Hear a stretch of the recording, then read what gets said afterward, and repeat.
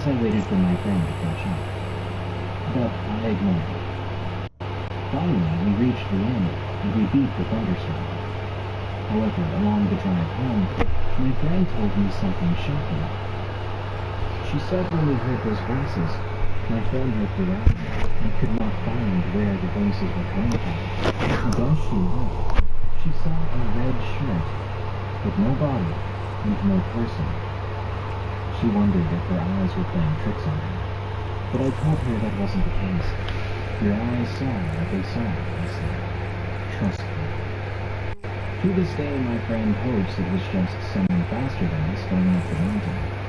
That doesn't make sense. She still would have seen their lens.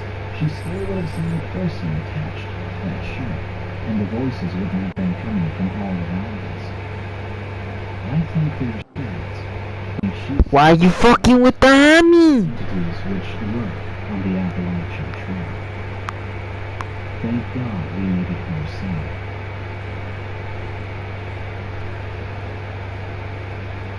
Creepy encounter on a hiking trail. Find a user on Reddit with the name I can't say. When I was in high school, I played on the basketball team and ran track. To keep my cardio up, I used to run this 11-kilometer hiking trail that went through the hills right outside of my town. It was a small town. It was safe for the most part, and everybody knew each other. I wouldn't call this trail remote, because at certain points you'd pass by a golf cart, train tracks, and one stretch of it ran alongside the highway.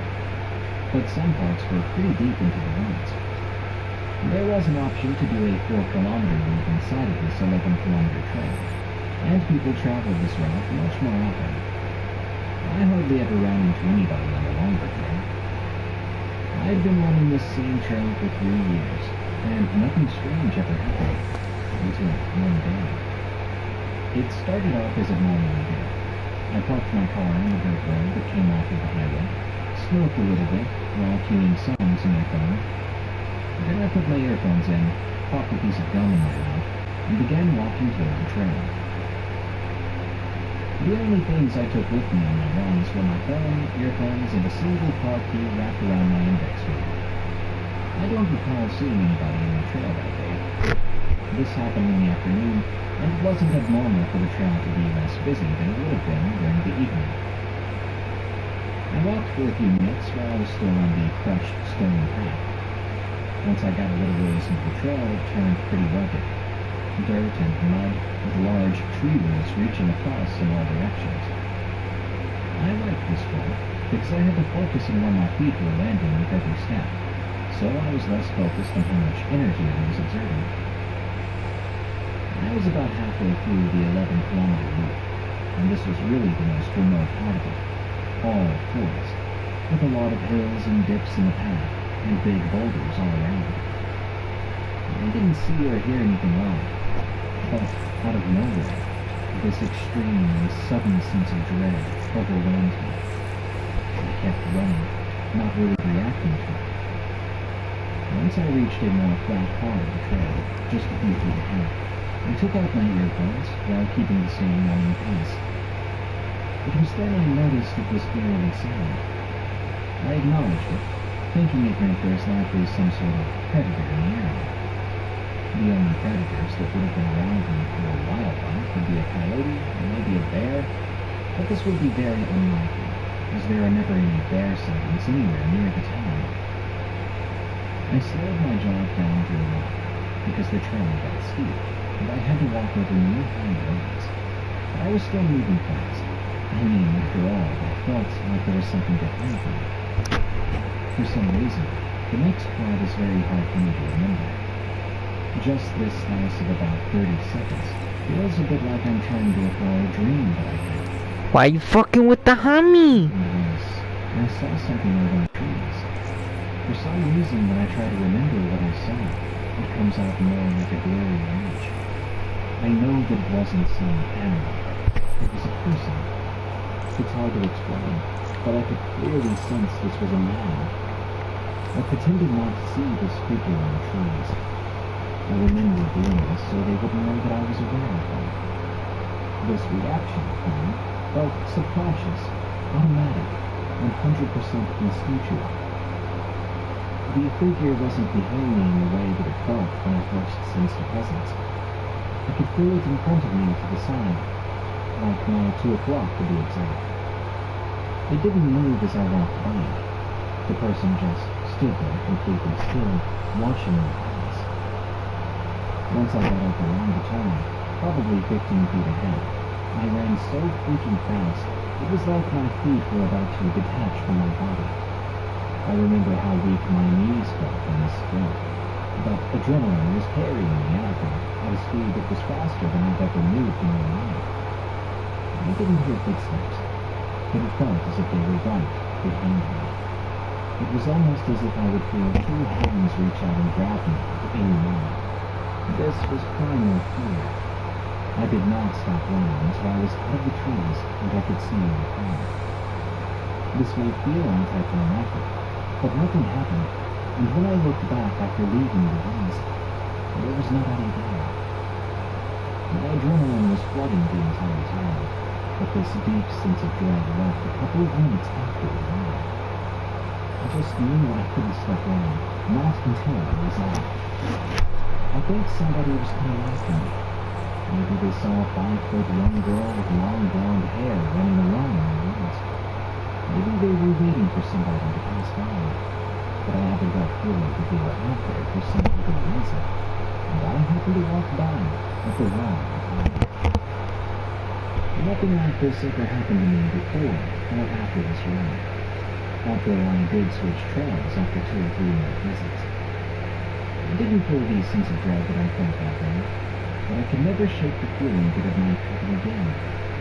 Sometimes I wonder if something would have happened to me if I did keep running there. I don't live there anymore. I haven't been there in a while, and I haven't heard of anything bad happening there. But I do know that someone was in the woods that day, and they did not have good intentions when they saw me walk by. Has anyone else ever been out in the woods and experienced this sense of dread without really seeing or hearing danger? We all know about the primal instincts that we carry with us as humans. How we can feel a set of eyes on us without ever seeing it. What do you think? Is there someone out in the woods that way? Or did I just scare myself?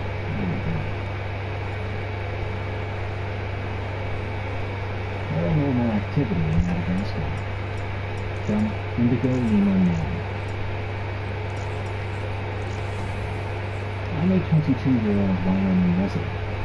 I'm happily married, and I recently joined the Air National Guard as a radio frequency transmission apprentice. About 2 years ago, though, right as the Rona struck, I came back early from doing humanitarian service in Madagascar while spreading the word of the Lord. I had spent nearly a year and a half going around the little island, mainly the capital and the southern part of Madagascar, and the experience overall was the most rewarding experience I've ever had in my life. I ended up having to learn the language, getting to know the culture, and everything that comes along with the full force of culture shock. The capital, which is where this story took place, was absolutely jam-packed with people. People selling food on the streets, people driving buses and taxis, people riding bikes and mopeds. You get the gist. Everything was so loud and crammed into a 20-mile radius of a city with 1.3 million people. The entire place smelled like garbage, as they did not have sanitation centers to properly dispose of waste, nor did they have garbage trucks or reliable ways to dispose or recycle waste, other than bury or burn it. Anyway, my buddies and I all lived in a tiny apartment on the edge of a rice paddy, where people would come and plant and pick grass.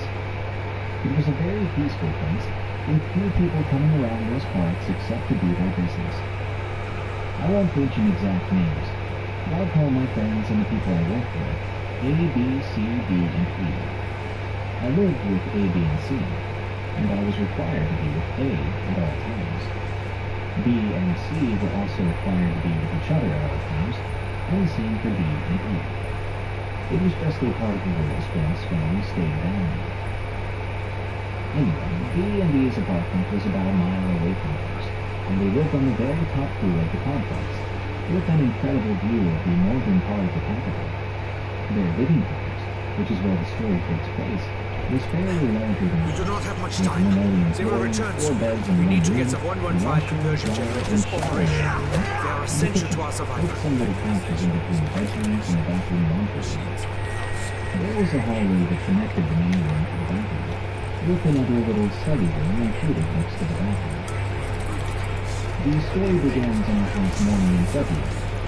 We followed our morning routine.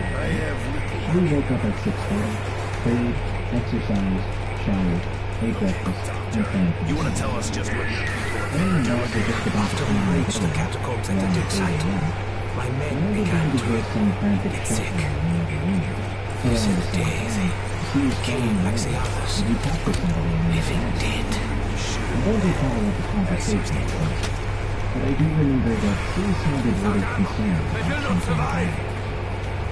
And I paused for a while, watching Judy sleep on the shoes and run out another door, which sat at the front of the apartment. And I were trying to get information on all the was. All that they told us was that we didn't need more evidence to know what was going on, and that we should simply keep planning our day. Before we could reply to that, they were gone. And I was getting close, a little confused, and also concerned about what was going on. But what more could we do? So we just kept going about our business. Fast forward for about a month. It was my last day on there, and I was getting transferred to another part of the capital. While 6 of us were at our local home eating our last meal together, before we would go our separate ways. I thought this one-away party would be a fun opportunity to spend some quality time together, without any negative vibes. Sometimes, that's just not how the cookie crumbles. While we were eating some delicious brownie bread, in Madagascar language it's known as chocolate, right? D&D proceeded to tell us something that I will never ever forget. Something that shot liquid nitrogen through every 9-year bone in the stomach. They started by telling us that one day in February, they were heading home from teaching some people after a long hard day at work. And all of a sudden, he became extremely angry. So angry, in fact, that he had never felt so angry before in his life. There was no reason for him to be angry, and both B and D could attest to this. This anger felt so strong and so amazing, it was overpowering. By the time B and D had gotten home and he was emerged for dinner, the anger went away. But at the exact same instant he was angry enough, the anger was filled with the same sort of enragement. Fortunately, the anger went away very quickly, and the two headed off to bed around 10:30. What was said next was what really got me. He told us that he'd been experiencing intense, detailed, vivid dreams. He told us that he had 4 recurring dreams, but he would only tell us about one of the ones that he had. During our excavations, we uncovered this ancient box. We have no idea of its He dreamt origins. that he woke up in his What we bed, do know and the is that entire somehow it apartment contains complex robots we had can been use connected. to aid our His fight bed for was survival. and he was unable to be found. His bed was empty. As this was happening, he felt as if something was terribly wrong. He felt as if someone, or something, was watching him. He then began to hear laughter coming from the other side of the apartment. This wasn't crazy laughter, and it seemed to be coming from a woman. He got up out of his bed and went close to her. Her name is Samantha. The whole house was covered with laughter. He walked all the way to the You will balcony, not as stop. he thought he heard the laughter, but no one was there. Then listening to the first laughter, now coming from the bedroom that he was concerned. He went back to the bedroom and he heard the laughter again. I attempted to lead the German to his fate. That's when he walked in his room. This only to defies find logic. that the man was his own brother. When morning broke, Dean noticed that he was not acting normal. He noticed he was muttering nonsense to himself and staring blankly, like he was almost in a trance. He was acting really sluggish too, and he hardly had the focus or the strength to do anything that he could normally do under normal circumstances. When he began to iron his white shirt, he said something like, He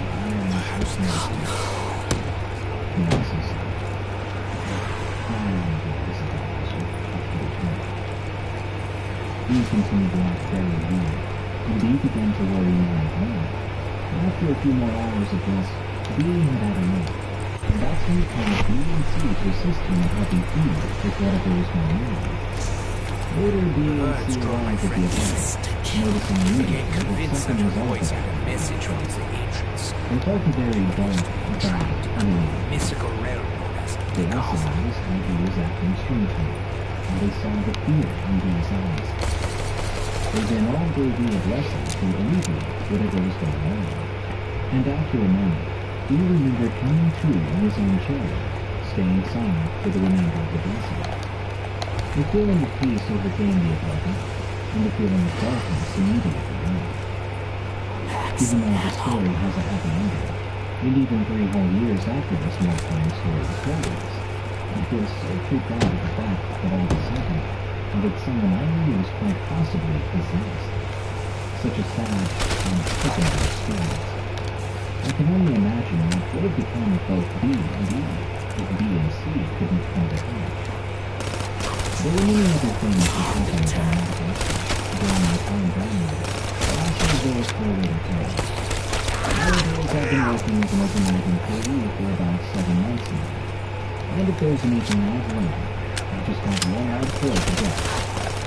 Never ever ignore your own decisions, and do not dismiss your instincts.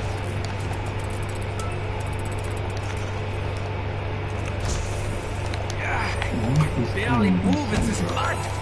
From 19 back to You have to help me. Please. There is a way to every open the American gateway. would agree that My father is so close. has a fair share of good NCO You leadership. have to follow the And steps. almost every unit has that one NCO who stands out to be the very best.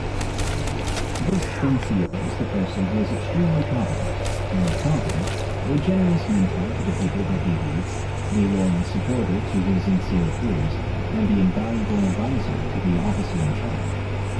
This one particular outstanding NCO is the go-to person when other NCOs needed information or advice, and in our particular case, It's the one of the outstanding songs. NCO on It me has is to my be. friend, a Sergeant First Class named Tommy. Tommy was sitting on a long, comfortable wooden bench in front of the barracks, relaxing after a particularly long day of patrol. We were on a long, elevated wooden deck which ran down the entire length of the barracks, and we rested our feet up on a wooden railing which bordered the deck. The setting sun cast the sky in brilliant and fiery shades of reds and oranges and purples, as it sank behind the mighty mountain peak known to us Americans simply as Big Peak. We were serving as NATO peacekeepers, stationed at the main American operating base called Camp Bondstreet in Kosovo. The summer was coming to an end, and with it our year-long deployment was also coming to a close. The weather was pleasant, and the colors in the sky mixed with the high clouds painted a breathtaking picture from our vantage point on the hilltop. Tommy pulled a pipe from his lips, and he said, "Where are we going to live after?" He leaned back on the bench and examined. I nodded in agreement. We had to come back to Kosovo someday, but not as peacekeepers, as visitors. We did so much good here, I want to see if it lasts. We stared at big old Maltese for a while, and I said, "Okay, explain to me the difference between a 223 ball ammunition round and a 556 ball ammunition round again. Aren't they the same?" I knew that Tommy liked talking about everything, down to weapons and ammunition. In fact, he was once an Army sniper. I needed to get him talking about something, so that I could ask him the question that I really wanted to ask. Tommy smiled as he took another puff from his pipe, explaining the differences. I nodded. Learn something new every day. At least I got him to start talking. "Now I've got a question for you," said Tommy. "Why do the Russians have 61mm and 82mm mortars?" "Because they're sneaky," I replied. "We have 60 and 81mm mortars, so theirs are exactly 1mm bigger. That way, if we capture Russian mortar rounds, we can't use them.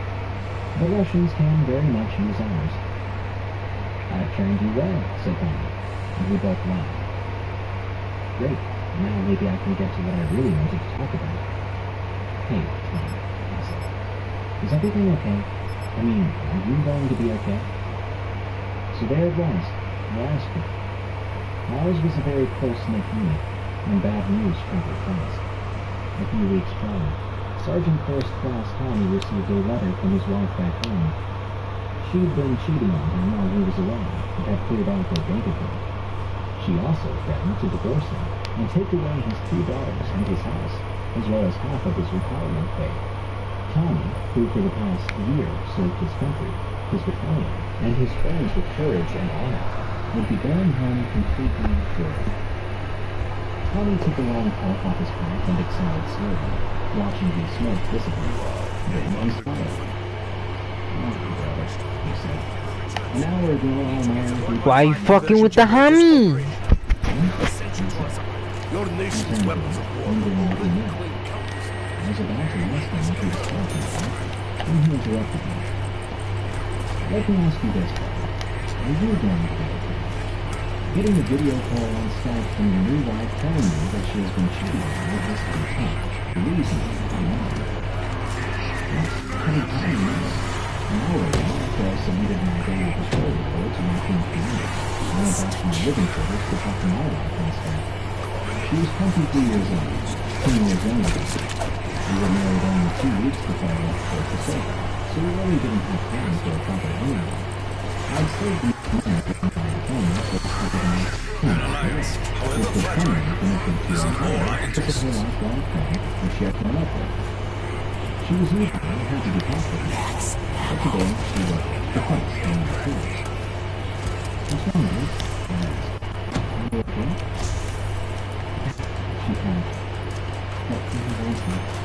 As it turns out, almost since the day I left, she'd been cheating on me with that lifelong friend, who was now planning to move in with him and eventually marry him. They just needed money. Money which I unknowingly provided to them every time I sent my paycheck back home to my father. I stood up and stepped towards the room. How did Tommy find out? Touch offends I me. knew bad news really traveled quickly. I sense a change in our enemy's behavior. I looked off at the distance, but I was going to miss that beautiful sight of the sun setting behind the blue. wrong! Ammunition! "I'll do fine," I said. Tommy was happy. Thanks for doing fine. Just you. Well, I didn't. Suicide takes more American soldiers now than I did. Raised to be a warrior! I love my wife, but she's not worth. "Glad to hear that," said Tommy. "Just needed to make sure before I go."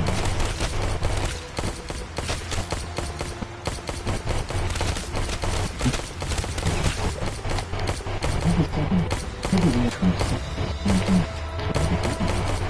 emergency vehicles cannot and keep medic firing units for were much turning the longer. corner, and soldiers ran from their barracks doors. I jumped the rail, running around my barracks towards the side. They gathered in front of Sergeant First Class Tommy's barracks room, and about 20 soldiers were planted outside. His were pushing his My knife is all I have left! hands. Hold the area! Some crying and consoling him. It's Sergeant Tommy. He shot himself with his own sidearm. They found the branch papers next to his body. They said, "I was just... that's not right." I will not succumb to your I was sickness! concerned about his family. Even in that, he wanted to make sure that his friends would make it A to the giant side. robot comes this way! Later on, at least the soldiers claimed to have seen Sergeant First Class Is Tommy. elsewhere, foul demon! They've been checking on that too. Yet, the fact, unfortunately, this is the weakest of our own soldiers. I'll tell you the truth. The biggest killers of the deployed American soldiers are those guys ammo dear is John gone! Myers. Tommy was the best of us. I on this subject.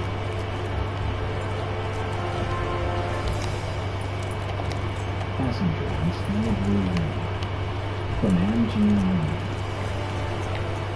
At the time of this story, I was an intern who had just started commuting to and from my workplace during the weekends.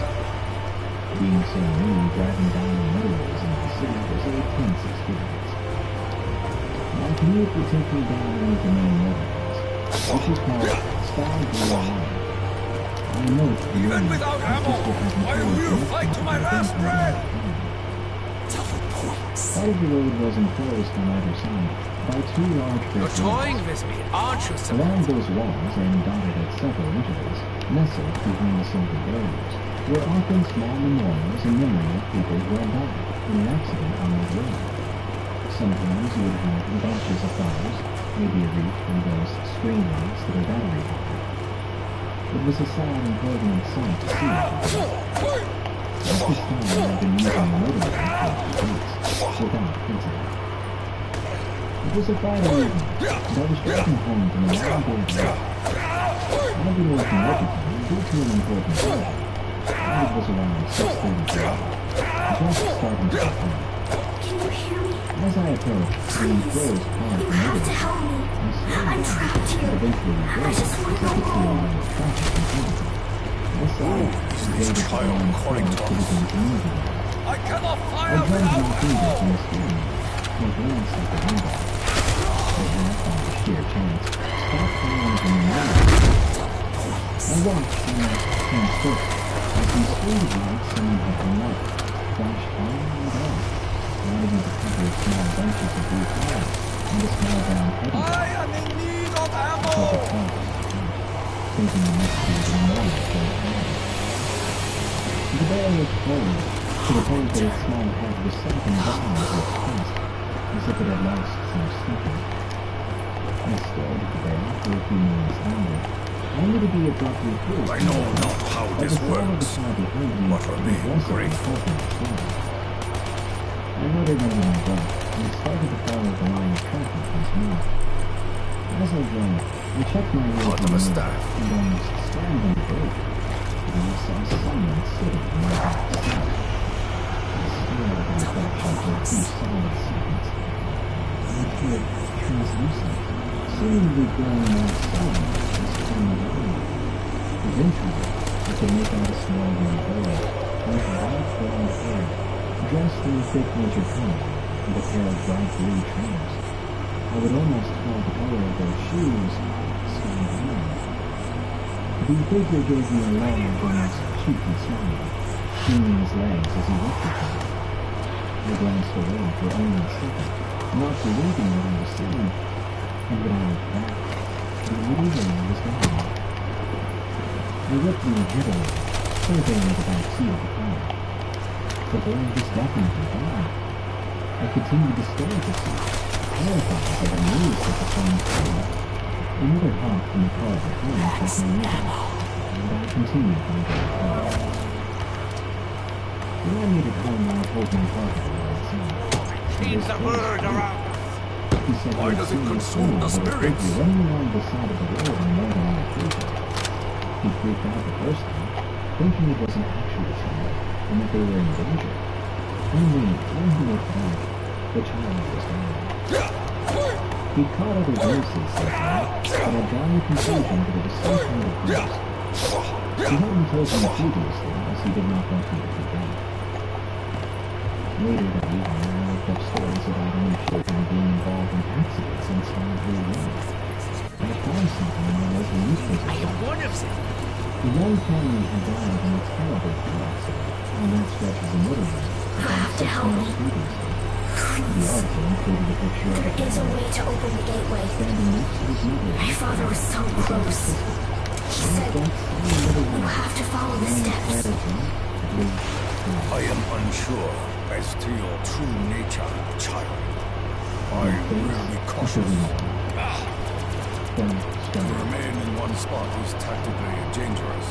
We must keep This moving. is my only encounter with the paranormal. It happened between the ages of 8 to 10. I'm now 25. And I remain interested in horror and shows like this. There is no escape from the flames. Never to treat the spiritual world lightly or as a joke. There are things out there that are real, unexplainable, and dangerous. I grew up in Middle Tennessee with 2 loving parents. My brother, 3 years my older, and a sister 3 years younger. We lived on a big hill right outside the city limits, and we had plenty of space to go exploring in our backyard, or on the woods nearby. I suppose it's worth mentioning there was a small cemetery not 100 feet from our backyard. But really, we never found it creepy, just mildly interesting. There were maybe 10 faded headstones in various stages of decay, possibly dating back to a skirmish that took place The stuff of the during the ancients Civil were War. lost. But that's not Follow how in my story copies. began. You can find them. As a You can kid, I get was walking copies. out home You and can after open the sleeping. gateway to I Agartha. would carry on conversations while sleeping or sleepwalking. More than once, my mom would catch me trying to go outside around midnight, and then Our excavations we she would guide me back to bed, and I would let her sign me license, and that would be it. My brother and I shared bedtime, with him no problem, Open and we it. would often wake up at night with eyes wide open, and I was fully asleep. I'd apparently stare at my brother with my head and hands perched over the side of his mattress. Needless to say, he found it quite unnerving. But there were worse things, too. Night terrors and sleep paralysis. Sometimes I would scream bloody murder, crash in my bed, never actually awake, until my mom and brother were able to calm me down, and it would subside. I wouldn't even remember it happening the next day. The sleep paralysis was much scarier for me, because no one would be there to console me when these incidents occurred. If you've ever experienced sleep paralysis for yourself, you know how powerless you feel, and how easily the panic sets in, making it harder for you to fully wake up and move. While this all may be intriguing or a little bit unsettling, I suppose it's fairly common. What I would see at night during this time, however, was painfully uncommon.